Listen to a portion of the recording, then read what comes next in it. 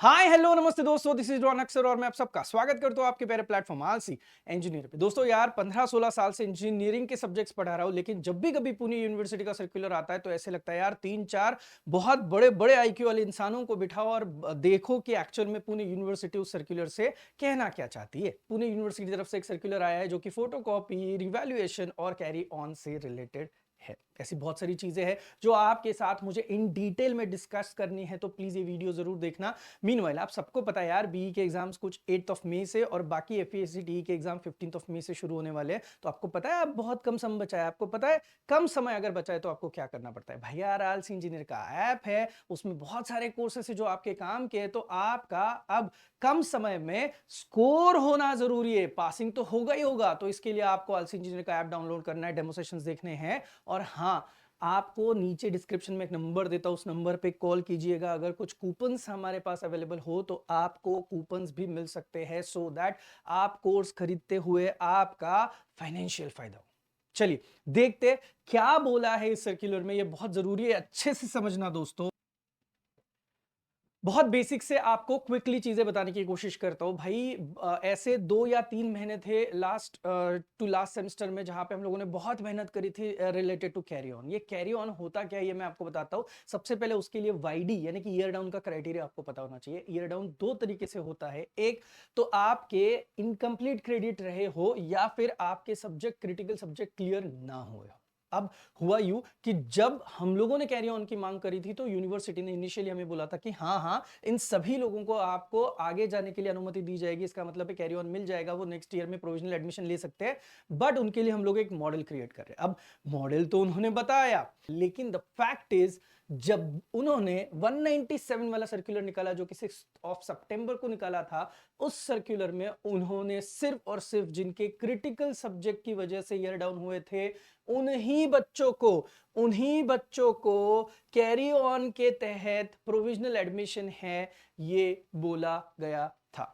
अब आप बोलोगे कि फिर सर ये इनकम्प्लीट क्रेडिट वालों के लिए आपने क्या किया। भाई बहुत मेहनत की, मशक्कत की, बहुत चक्कर हम लोगों ने मारे, उसके बाद कुछ प्रोटेस्ट भी किए, लेकिन धीरे धीरे बच्चों का भी सही एक लेवल के बाद बच्चों का इंटरेस्ट लेवल भी डाउन हो गया और वो चीज नहीं हो रही है, हमें दिखाई दिया। इधर से उधर, उधर से इधर बहुत सारा हम लोगों को भागा दौड़ी कराया। लेकिन मैं आपको बता दूं, ये जो इनकम्प्लीट क्रेडिट वाला सीन है ये कब तक का था भाई, अच्छे से देख लो। आपकी जो मई वाली एग्जाम थी, मई 2023 वाली जो एग्जाम हुई थी, उस एग्जाम में जो आपके क्रेडिट है वो 50% प्लस होंगे तो ही आप आगे जा सकते हो वाला एक क्राइटेरिया था। अब मैं आपको बता दूं, अगर मई 2023 का पेपर देने के बाद भी आपके कंप्लीट नहीं हुए हैं क्रेडिट्स तो आप कैरी ऑन के अंडर आपकी एडमिशन अगर मिली भी होगी तो यूनिवर्सिटी और कॉलेज की तरफ से वो कैंसिल हुई है। सही बोल रहा हूं कि नहीं? इसका मतलब है अब तक इनकम्प्लीट क्रेडिट वालों को ये सर्कुलर 197 ने एडमिशन खारिज की है। Is that clear to you? अब आप मुझे बताना, इसके बाद यूनिवर्सिटी एक और सर्कुलर निकालती है जो कि उन्होंने निकाला है 24 ऑफ अप्रैल को।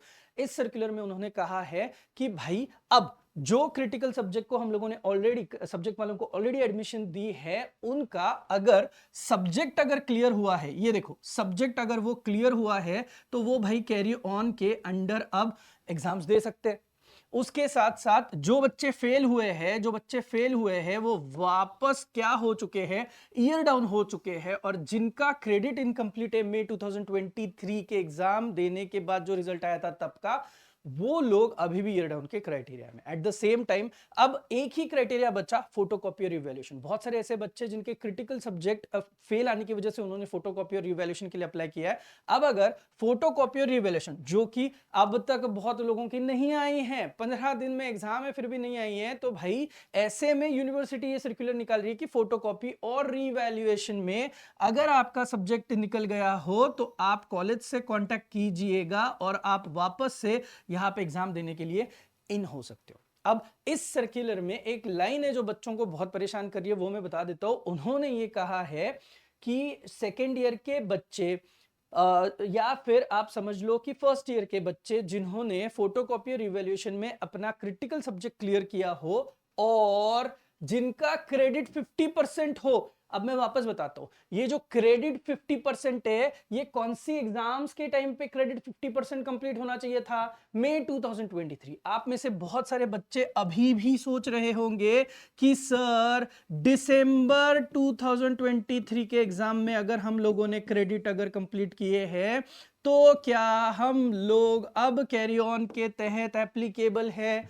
तो भाई इस सर्कुलर के हिसाब से नहीं एप्लीकेबल हो, बिकॉज उन्होंने क्लियरली लिखा है कि मई 2023 की जो एग्जाम्स हुई थी उस एग्जाम में आपके क्रेडिट जो है वो 50% कंप्लीट होना जरूरी था।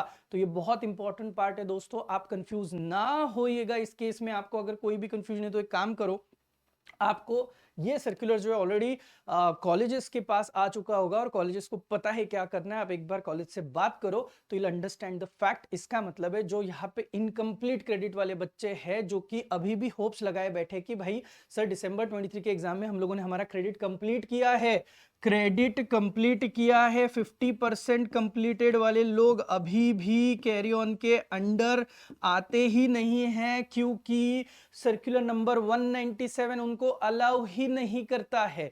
ये चीज आप समझ लो। मीनवाइल जो भी आगे के अपडेट्स रहेंगे आप तक पहुंचाने का काम जरूर करूंगा। और याद रखना आलसी इंजीनियर का ऐप सच में अच्छे से हम लोगों ने बहुत मेहनत करके कोर्सेज बनाए हुए हैं कि आपको कम समय में ज्यादा से ज्यादा मार्क्स मिले। चलिए मिलते हैं नेक्स्ट वीडियो के लिए, तब तक के लिए थैंक यू सो मच।